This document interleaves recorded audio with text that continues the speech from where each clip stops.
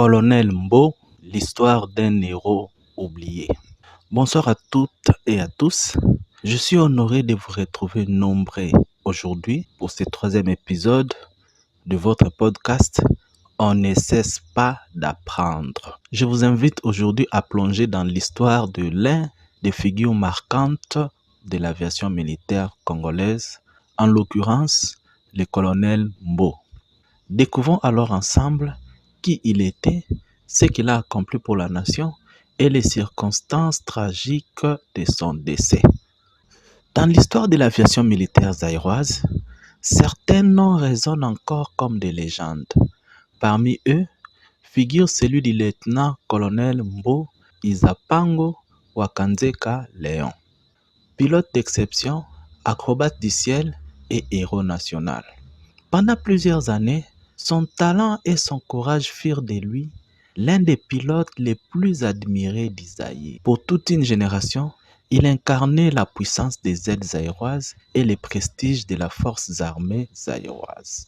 Léon Mbo, né le 15 août 1948 à Mouchi, dans la région de Mai-Ndombe, originaire de Koutou, sur les rives du lac Mai-Ndombe, il appartient à la communauté Moussa Kata. Très jeune, il manifeste un esprit discipliné et une grande passion pour la technique.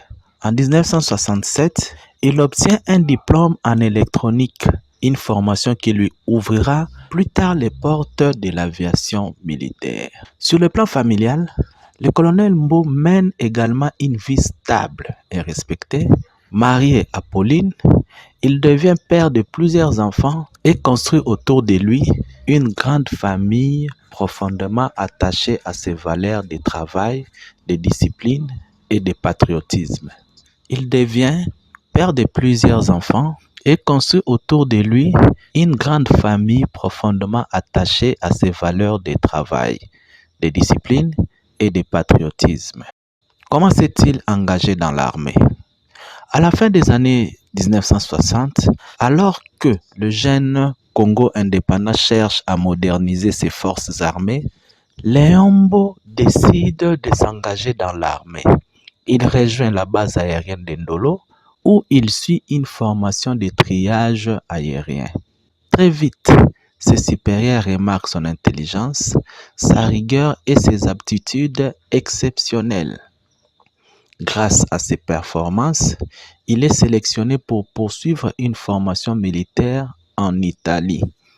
Il intègre alors l'Académie militaire aéronautique de Pozzuoli à Naples avant de poursuivre sa spécialisation à l'école de pilotes de chasse de Lecce. Là-bas, il apprend à piloter plusieurs types d'appareils militaires, notamment les avions Machi, les Piaggio, ainsi que les célèbres T-28. Ces instructeurs découvrent rapidement un pilote particulièrement doué, capable de maîtriser des manœuvres complexes avec une étonnante facilité.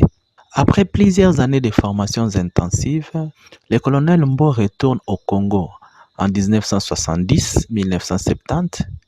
Il fit partie de la 4e promotion de la force aérienne. Le pays est alors en pleine transformation politique et militaire. Avant de continuer, nous allons parler de la création des forces armées zaïroises ainsi que de l'acquisition de nouveaux avions de chasse. Le président Mobutu vient de lancer sa politique d'authenticité, rebaptisant l'armée nationale congolaise, donc l'ANC, en forces armées zaïroises, le célèbre FAZ. La force aérienne devient un symbole de prestige national. Le Zaïre veut démontrer sa puissance et moderniser son armée grâce à des équipements de pointe. À cette époque, l'aviation militaire zaïroise dispose principalement des avions Alvar et des fameux Machi, surnommés Sukisa par la population congolaise. Parmi les premiers pilotes militaires du pays, figuraient notamment les pilotes Mbaki, dont le nom fut donné au camp de Ndolo, ainsi que Mwabi. D'autres pilotes comme le major Lotin Kikunda et Kintsama se spécialisèrent dans les avions gros porteurs et les hélicoptères. D'ailleurs, le pilote Kikunda fut également connu pour avoir piloté des grands avions civils tels que les DC-10 et les Boeing 747 Jumbo Jet. Bientôt, un nouvel appareil va entrer dans l'histoire du pays, les Mirage 5 supersoniques. En mai 1974, un accord militaro-technique est signé entre la France et les Zaïre pour la livraison des avions Mirage. C'est ainsi que plusieurs jeunes officiers zaïrois seront envoyés à Dijon en France afin d'être formés au pilotage de ces appareils ultra modernes. Parmi eux figureront les lieutenants Léon Mbo, Tita et Jean-Louis Pelempele. Pour le colonel Mbo, la nouvelle formation reçue présente une étape décisive. Il découvre l'univers des avions de chasse supersoniques et perfectionne davantage ses capacités aériennes. Dès son retour au Zaïre, il devient rapidement l'un des meilleurs pilotes de la force aérienne zaïroise. Aux commandes des Mirages et des machines Sukisa, il impressionne autant ses collègues que la population. Ses démonstrations aériennes deviennent célèbres dans tous les pays lors des fêtes nationales ou de grandes manifestations publiques comme la FIKIN, Foire internationale de Kinshasa. Il émerveille les foules grâce à ses loopings, ses vrilles, ses passages en rase-motte ainsi que ses formations acrobatiques spectaculaires. Pour beaucoup de Congolais, voir voler le colonel Mbo était un spectacle fascinant. Son Mirage fendait le ciel avec une précision incroyable, laissant derrière lui l'image d'un pilote intrépide et talentueux.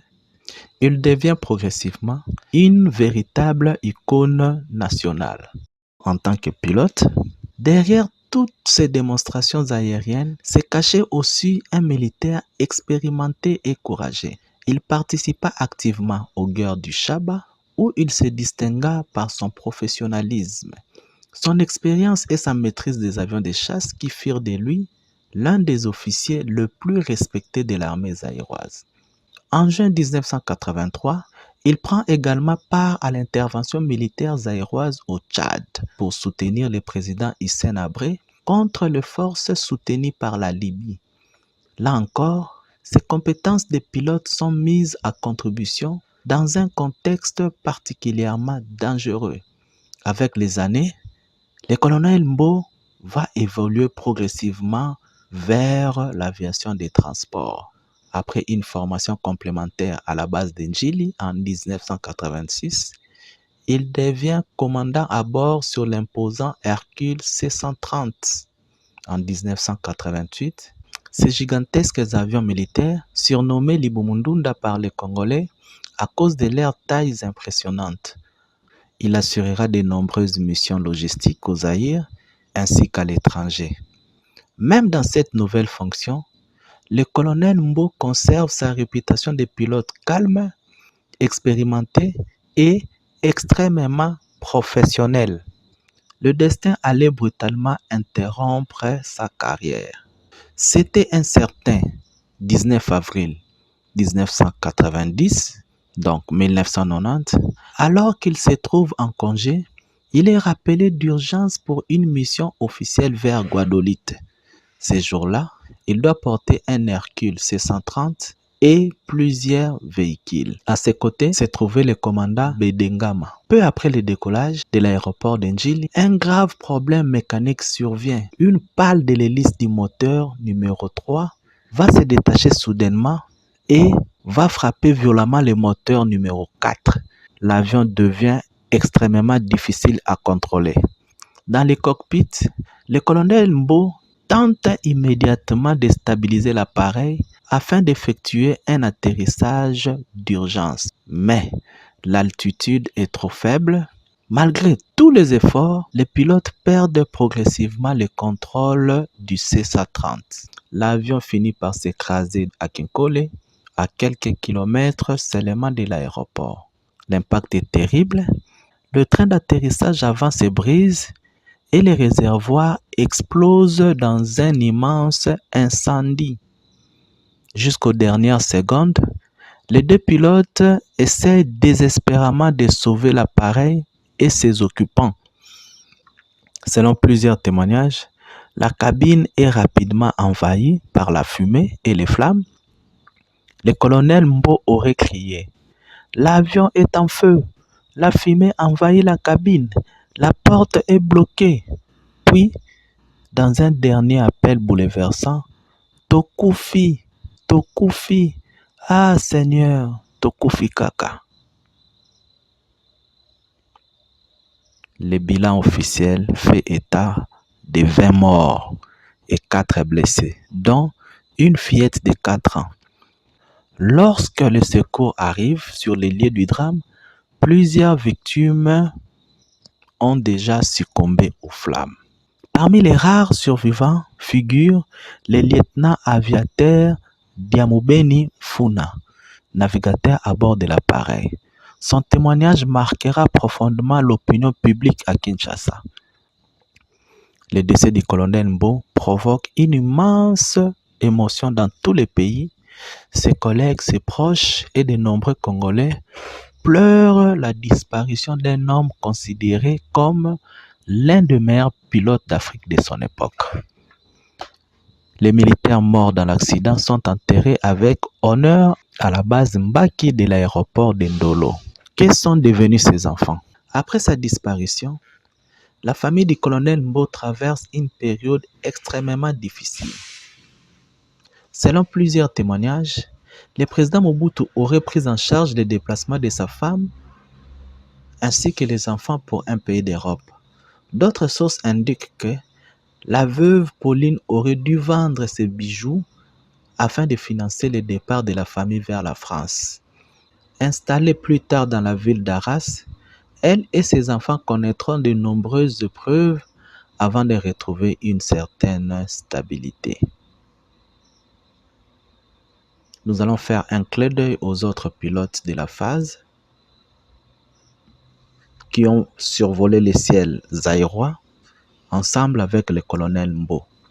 Malgré les années, la mémoire du colonel Mbo demeure vivante dans les souvenirs des anciens militaires, des passionnés d'aviation et de nombreux Congolais qui assistèrent autrefois à ces démonstrations aériennes. Son nom reste également associé à plusieurs autres grandes figures de l'aviation militaire zaïroise, notamment Louis Mpelempele, Tita, Ilunga, Siamona, colonel Makasi, colonel Mahagi, Masamba, Bafuma, capitaine Lokoko, Kwele, Madimba, colonel Malombo, major Kisama, colonel Luamba Constant ou encore Célestin Makombi, le lieutenant Mongo Charlie, le commandant Maël Nkoy, le major Compagnie Talaja, oncle du footballeur belge Vincent Compagnie, le commandant Ilunga, le commandant Chibambe, le capitaine Nzongoma et le colonel Siamuna, le lieutenant Mutumbi. La liste n'est pas exhaustive. Ensemble, ces hommes ont écrit l'une des pages les plus impressionnantes de l'histoire militaire congolaise. Il est important de savoir que les Zaïre ont figuré parmi les rares pays africains à posséder ce type d'avion de chasse, aux côtés notamment de l'Afrique du Sud et de la Libye du colonel Kadhafi, qui faisait d'ailleurs appel à des pilotes étrangers au moment où les Mirages zaïrois étaient pilotés par des officiers zaïrois eux-mêmes. Parmi les anecdotes les plus célèbres concernant le colonel Mbo, figure celle de 1975. Cette année-là, alors qu'il pilote un Mirage, il pénètre dans l'espace aérien angolais jusqu'aux environs de Luanda. 4 avions de chasse angolais sont envoyés alors par le président Neto pour l'intercepter et l'escorter.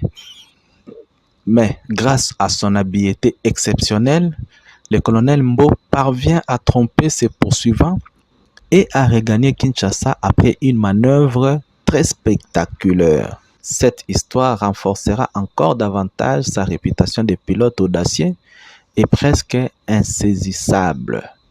Aujourd'hui encore, le colonel Léon Mbo reste une figure mythique de l'aviation congolaise pour beaucoup. Il représente l'âge d'or de la force aérienne zaïroise, une époque où les pilotes congolais faisaient la fierté du continent africain. Son parcours rappelle que derrière les uniformes militaires se cachent des hommes de courage, de passion et de sacrifice.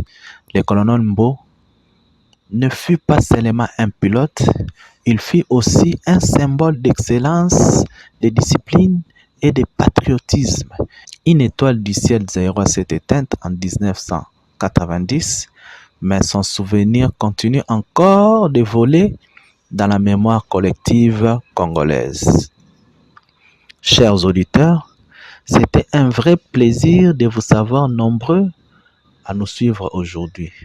Merci pour votre fidélité et votre enthousiasme. Je vous promets un prochain épisode encore plus captivant. Toujours dans l'esprit de notre série, on ne cesse pas d'apprendre. En attendant, abonnez-vous et partagez nos contenus sur Spotify, YouTube, Facebook et TikTok à partir de votre chaîne Congo Forever TV. Merci pour votre soutien. C'était là votre humble serviteur, le fils du soleil, Mampa. Ciao, ciao et surtout, continuez d'apprendre. Bye.